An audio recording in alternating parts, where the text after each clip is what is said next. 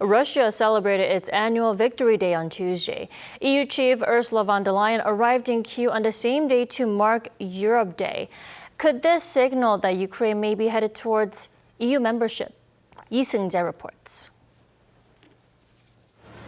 As they always do each year, on May 9th, Russia celebrated its Victory Day, a day that commemorates the Soviet victory over Nazi Germany in 1945.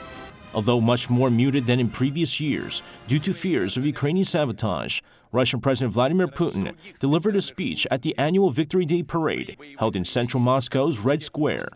In front of around 8,000 soldiers marching across the square, Putin reaffirmed his support for frontline troops fighting against Ukrainian forces. However, for others, May 9th is Europe Day, which celebrates peace and unity on the continent.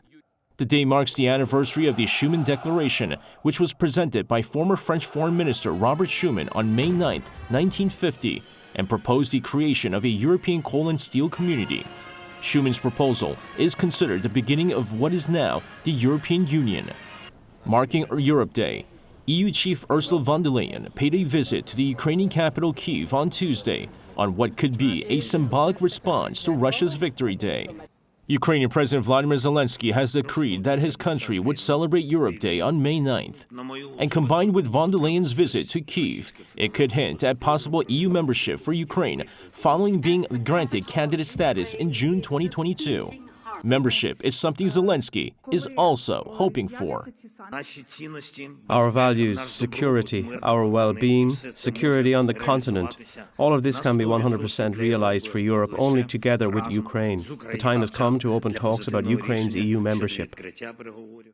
Zelensky hopes that the EU summit in June will eventually lead to Ukraine's integration into the bloc and potentially more aid for the country for its ongoing war against Russia. Seung-jae, Arirang News.